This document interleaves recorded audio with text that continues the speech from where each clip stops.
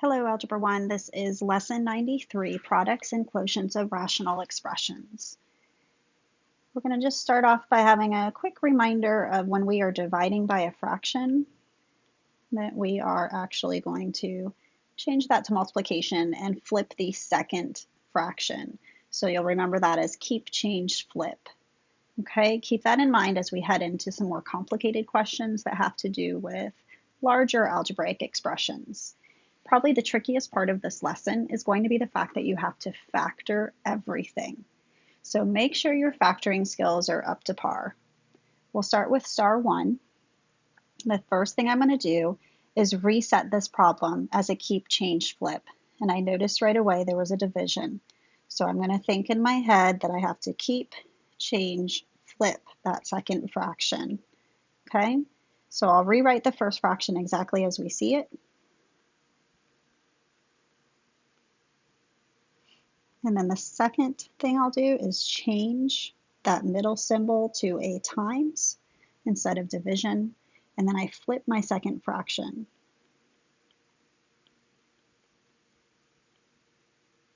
Okay, so I haven't really done any math yet. All I've done is the setup to make that go keep, change, flip. Now I need to call on those factoring skills. Okay, so the first fraction, I'll notice on the numerator that there's only two numbers. Remember, if we only have two numbers, it's either going to be a difference of squares, which we've just learned, or it's going to be just factoring out what they have in common, the GCF. Well, the GCF is always a good place to start, regardless of what our factor looks like. So I'm going to pull a GCF factor out. It would be x, and what's left behind is x minus 2. And I'll find that that actually is the extent of my factoring. I can't do anything else to that. Okay, and then the next one down below it, some of you might want to do your little diamond off to the side. We have a negative 8 that we have to multiply, and the two products that we get there have to add up to 2. Okay, so if you need to pause in a moment to try to catch up with your factoring, you can do that. Once you catch up, you hopefully get x plus 4, x minus 2. On the top right, we have number 12 that we're looking at. Okay, so products that multiply to 12 but add up to a 7 in the middle. So this one is going to factor into x plus 3, x plus 4. And my denominator, once again, I see it's just two terms, okay? So when it's those two terms, first look for any GCF that have in common. And they both have an x in common, so let's pull that out front. And then I have x plus 5 left over. All right, so that is the extent of my factoring. The next thing I'm going to do, this is the fun part, I'm going to look for anything they have in common that's going to cancel. And I can cancel up and down, and I can also cancel a diagonal. Okay, so I see x minus 2 up and down. That means they're going to be able to cancel. I also see x plus 4 is in common, and anything else? Looks like I have an x all by itself in common. So that means those things all can cancel out. Okay, what I'm left with, the numerator only has x plus 3 left over, and the denominator only has x plus 5 left over. So my final answer is actually much less complicated. It's x plus 3 over x plus 5. All right, now we're going to head into your textbook. This is taken from page 389. This is question A. I'll go ahead and get it written down. X squared minus x minus 6 over x squared minus 6x minus 16. And we are dividing up top x squared minus 3x over x squared minus 3x minus 40. All right, before I do any factoring, we are going to chant that keep, change, flip to Just remember what our path is here. So we keep the first fraction exactly as we see it.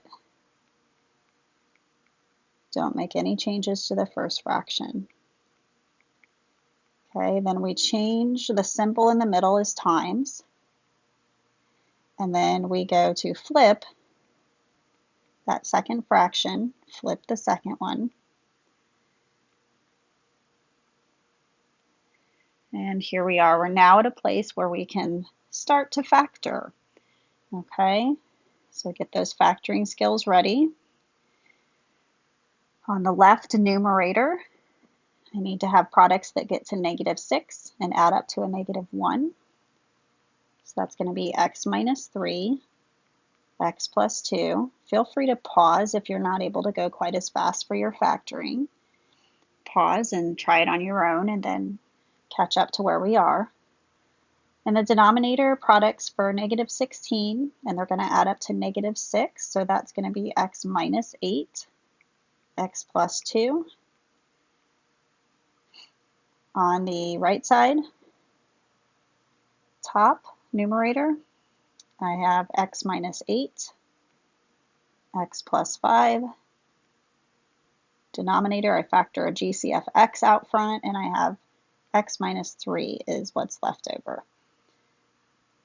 Okay, here comes the fun part. We get to go back and cancel out anything straight up and down or diagonal.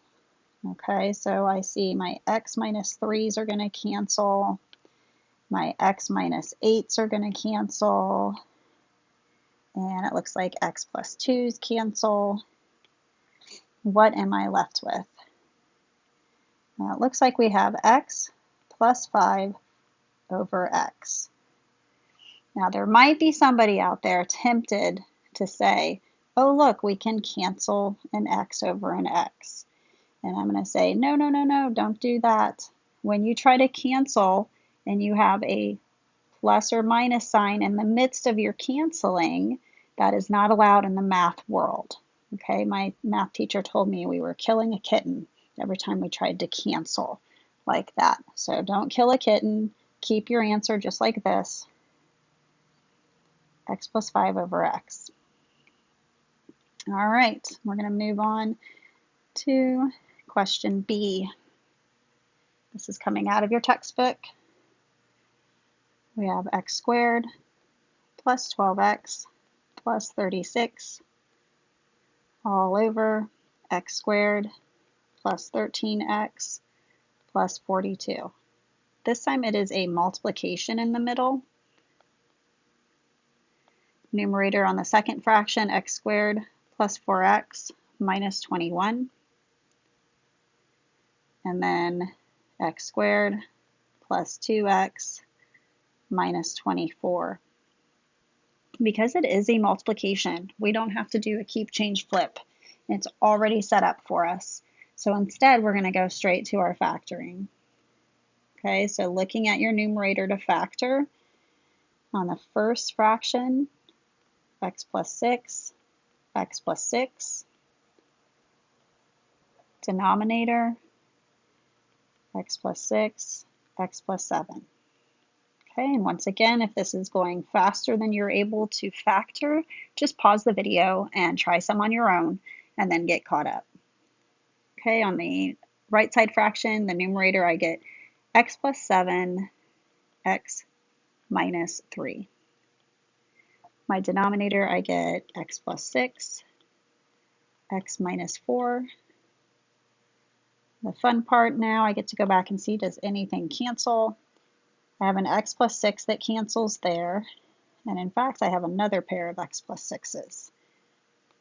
I also have an x plus 7 that cancels. And I think that's it. So I think what we're left with is the x minus 3 over x minus 4. Do not try to cancel across a plus minus. That kills a kitten. So leave your answer like this. All right.